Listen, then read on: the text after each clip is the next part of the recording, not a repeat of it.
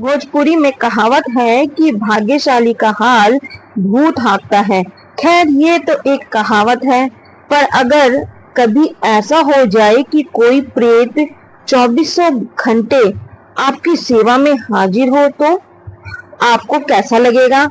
अगर आप किसी ऐसे बिगड़ेल भयानक प्रेत को डांट कर अपना काम कराएं जिसे देखकर अच्छे अच्छों की धोती गीली हो जाए, तो इससे आश्चर्य की बात और क्या हो सकती है।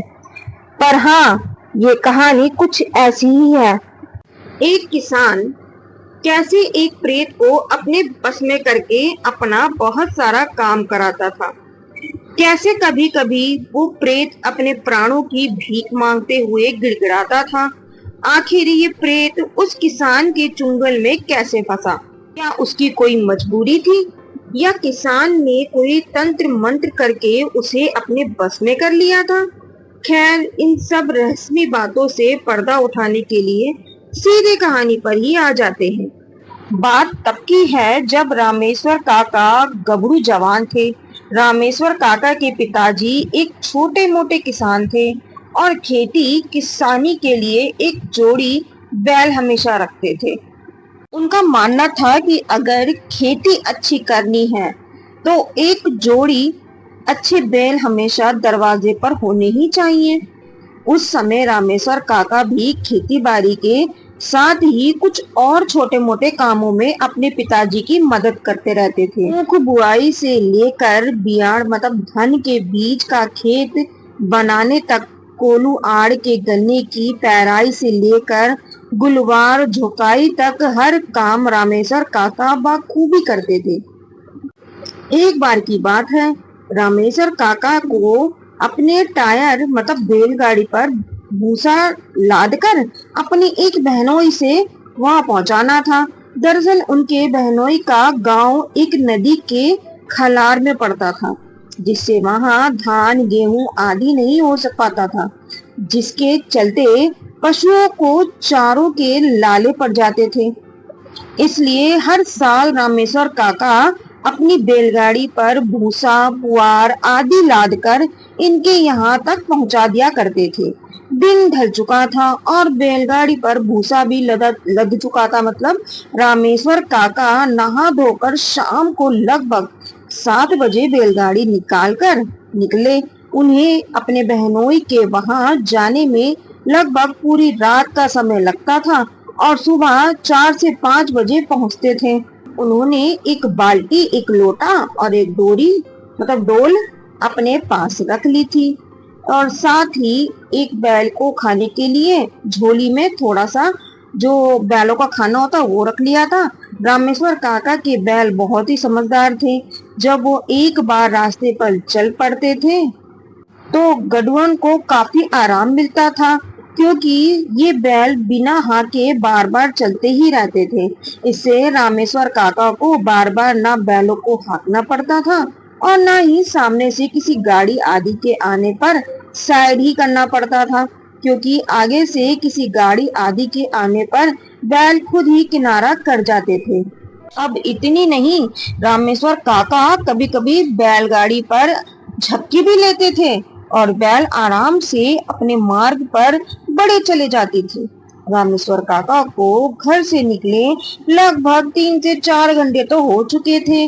अब रात के 10 से 11 बज चुके थे और अब वो जिस कच्चे खुदाई मतलब गहरे रास्ते से जा रहे थे ना, वो रास्ता पूरी तरह से सूना हो गया था और दूर दूर तक कुछ दिखाई नहीं दे रहा था। रात भी अंधेरे में पूरी तरह गहरी नींद में सोने के लिए व्याकुल हो उठी थी। दूर दूर तक सन्नाटा और उस रास्ते के किनारे उगे हुए बड़े बड़े घास फूस और छोटे बड़े पेड़ों के सिवा कुछ भी नहीं था। खैर, इससे रामेश्वर काका को क्या फर्क पड़ता था? उन्हें तो इससे भी अंधियारी रातों में दूर दूर तक, जहाँ तक कि जो बेहद ही डरावना इलाका था, उसमें भी जाने की आदत थी। बैलों की रफ्तार अब थोड़ी धीमी हो चुकी थी, पर वो रुकने वाले नहीं थे, बढ़े चले जा रहे थे अपने मार्ग पर। बैलगाड़ी धीरे धीरे आगे बढ़ रही थी और रामेश्वर काका कमर को थोड़ा आराम देने की गुरगुराहट में झपकी लेने में शुरू हो गए थे। रात के उस सन्नाटे को चीरती बैलों के गलों में घंटी बंधी हुई थी। वो बहुत ही मनोहारी ध्वनि उत्पन्न कर रही थी। उस अंधेरी आंधी में ये मधुर ध्वनि किसी भी की नींद की गोद में भेजने के लिए प्राप्त थी। अचानक पता नहीं क्या हुआ कि बैल एकदम से रुक गए। बैलों के रुकने से रामेश्वर काका हड़बड़ा कर उठे। अंधेरे में उन्हें कुछ दिखाई नहीं दिया।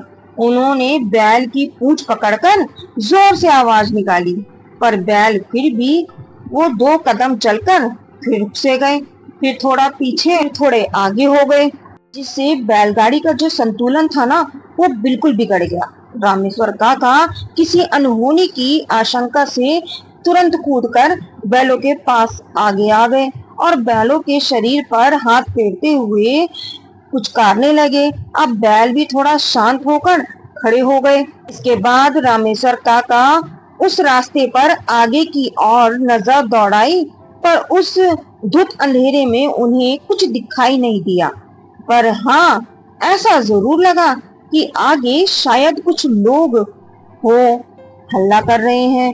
उन्हें समझते देर नहीं लगी कि आगे क्या माजरा है। रमेश काका ने रात बिरात ऐसी ही परिस्थितियों में 12 बार सामना मतलब किया ही था।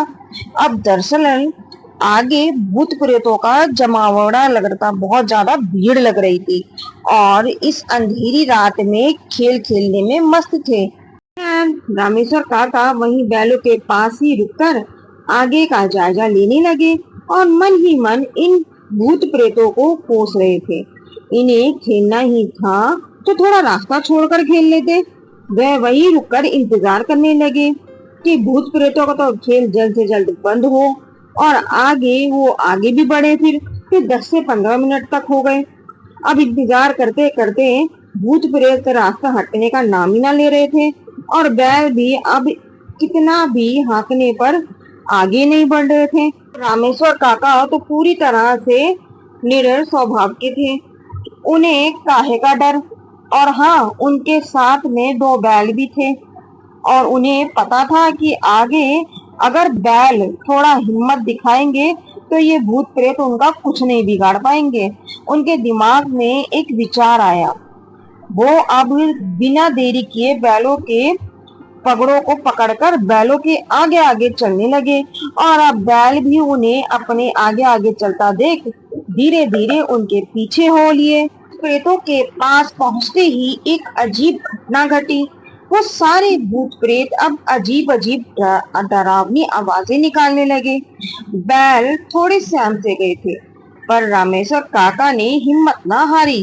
उन्होंने बैलों को पुचकारते हुए आगे आगे उनको खींचने की कोशिश करते रहे। जब रामेश्वर काका थोड़ा आगे बढ़ते तो भूत प्रेत भी थोड़े आगे बढ़ जाते, पर रास्ते से हटते नहीं और फिर से भयानक भयानक गंदी गंदी आवाजें निकालने लगते। अब रामेश्वर काका ने ताल ठोकते हुए उन भूत प्रेतों को चुनौती दे डाली। उन्होंने कहा कि हिम्मत है तो आगे बढ़ो सालो, पीछे क्या घिसक घिसक रहे हो। एक बड़ा भयंकर भूत से भयानक सी आवाज करते हुए एकदम से रामेश्वर काका के पास ही आ गया। रामेश्वर काका तो पहले से ही पूरी तरह से तैयार थे। उन्होंने बिना देरी किए एक जोर की लात प्रेत को दे दी और मार दिया। वो प्रेत तिलमिलाकर थोड़ा सा दूर हट गया। दोस्तों, क्या आपको पता है कि जो पहले के व्यक्ति थे ना, जो बड़े जो गांव थे, पुराने खेत थे, खलियान थी, उनमें ना ये सब चीजें होती रहती थी। तो जो हमारे बड़े बूढ़े हैं ना, वो हमें ये पुरानी कहानियां बताते थे। अब कुछ भूत प्रेत उस मार्ग के थोड़े किनारे तो हो गए थे और थोड़े डर सहम से भी गए थे कि भैया ये तो बंदा कुछ है। फ्रेंड्स, आगे की कहानी मैं दूसरी वीडियो में अपलोड करूंगी। तब तक के लिए राधे राधे।